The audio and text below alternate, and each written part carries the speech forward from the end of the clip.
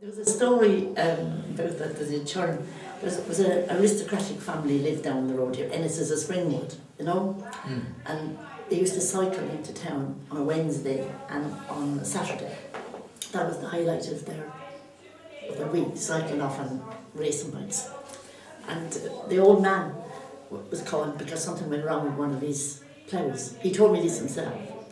And he said that he had to go on a Tuesday. But every Wednesday when he'd be going, he'd come to the mountain and there was some woman up there who used to churn, and she used to always give him, he'd stop and she would give him a mug of buttermilk.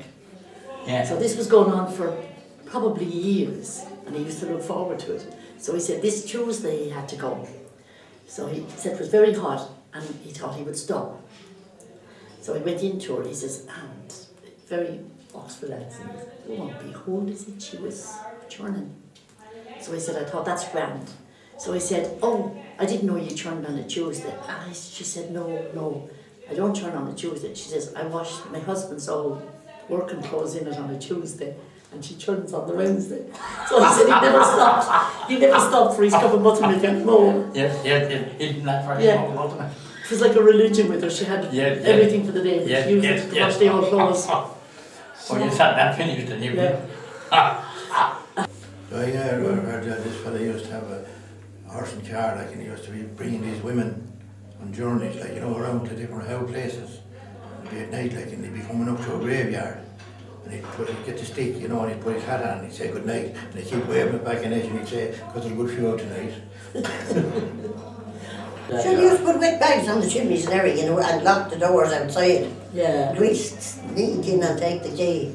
The poor old devils would be smothered inside. Yeah. Oh God. That happened down in Fox Mills too, you know. Yeah. You don't remember how Betsy the Valley they used to call her? No. Or she then nearly choked her on it altogether. Yeah. I remember down in Tullycannon now, because it's quite near us. Yeah, down to where the pub. And down there at the pub there in Tullycannon. Yeah. And Rourke's had a mill there. Yeah, I was in it, John. You were in That's it? where Tom Connor, the one Tom Connor. That's right, yeah. Yeah. And you They had a mill there and that. But anyway, Tinkers used to go in and talk. Real place of fellas to meet up and talking and all. And there was a fellow up the road then, Martin McGrath was his name. And he got his drunkest Valley land this day. He was on the fair to one, you know. Yeah. And it was a great place to get drunk. And he came back to Tullycannon, you know, to the pub, finished up there. And what did they do? They took the ass from under the car, do you see? Yeah. And put the car in reverse. You know, Oh, yeah. the ass was facing backwards in the car. Yeah. And they drove the two shafts in as far as they could in the ditch. And held that there. And he opened the shop drinking, you know. And the ass was there tied most of the night. Couldn't get out, you see. The two shafts were drove in as far as they could in the ditch. Yeah.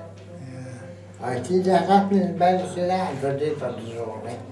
A fella used to be in the pub every night drinking. Yeah. And used to bring that. He wanted to walk. And he used to have that and chair to stand around. Yeah. And what did the boy do this way? And he went out before the pub doors. Yeah. And I looked at Oh yeah. and so the key, the shaft of the chair, through the bars of the gate, Through the bars of the gate, yeah. I looked at You hooked that on the inside then, yeah. in the field. And when he come, then he run on all around.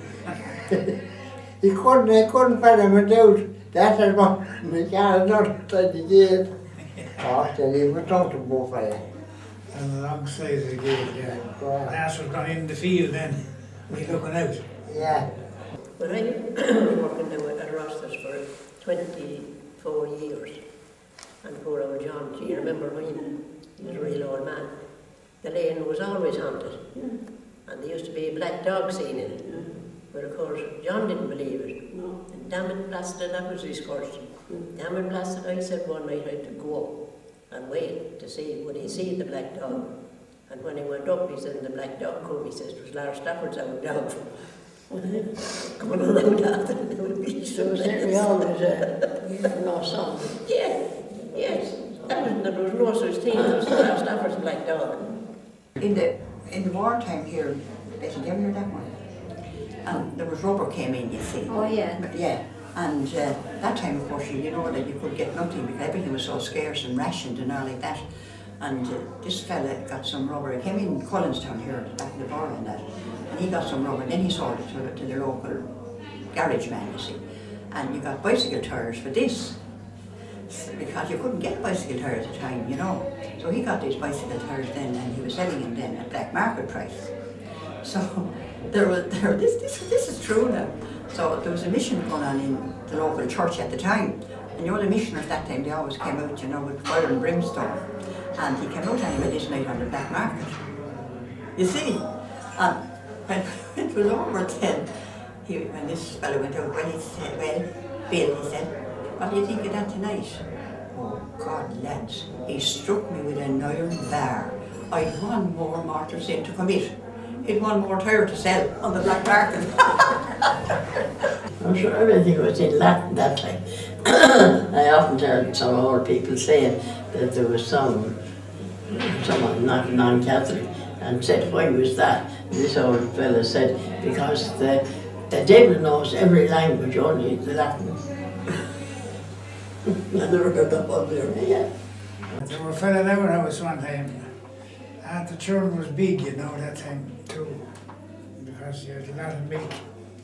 The cream, there could be a lot of cream on the milk. It wouldn't be half separated, you know, to get the cream off it. You'd be churning, you know. You'd have a bucket full of skim milk when you'd be done, you know. Very cool. But this fellow was churning anyway, this day. He worked in our house. Andy Cullen was his name. And he worked away there, and he broke the dash. The handle came out of the inside part. Yeah. And what did he do? They were at the dinner at the time. So dinner time, and there was no time for anyone to repair it. Yeah. And what did he do? He took off his boot and stocking Yeah. and put his foot down in the churn, and he found that his leg was too short. Yeah. That's the bomb. And there was some girl there, a young girl there, a big tall laddie. Yeah. And he got her to put her foot in the churn and spin it around, you know. But the younger man, she got the butter on it anyway, and you know. And I asked this fella then, you know, did you see any difference in the butter that week than the week before? Well, I didn't, he says, no, but I tell you that right enough, he says, I thought it was a bit salty. You know? Oh, Jesus, there was a girl got married up there, do you remember? Belinda died. Oh, Well, God. I think so, right one now. And she was hardy, like, to get married, you know. No one expected her to get married. We had a quiz team in the pub, and I was in the pub, and she was on the team, you know. She was terrific now, you know. But anyway, she got married anyhow. A couple of the boys that used to be with her, like, and you were all about, you know, knocking around. And they got together, BC, and when they were coming back off the honeymoon, they were going to get up on the roof and do something with the chimney, you know, and do devilment on them. And Imelda had an idea they were going to do it herself. And a girl she was always pal of her, Alice Smith, she was a hard ticket too. The two of them made a whole lot of buns and put Epsom salts in them. And when the boys come, they see, they invited them in and they gave them the tea. Well, they couldn't lay up their trousers for a week. They were in the toilet every day. And they were not on the tails or something. I remember one Christmas afternoon, every time we had children that time, we'd be all out playing. Well, just down on the strand at the water's edge. We were down one Christmas afternoon, I never forgot it. Myself and Sonny, Brady and Josie. Josie was only a little small thing. And of course, when the tide would be out, there'd be sandbanks. The tide would be running at this side, and of course the big sea would be at that side, but still there'd be a sandbank.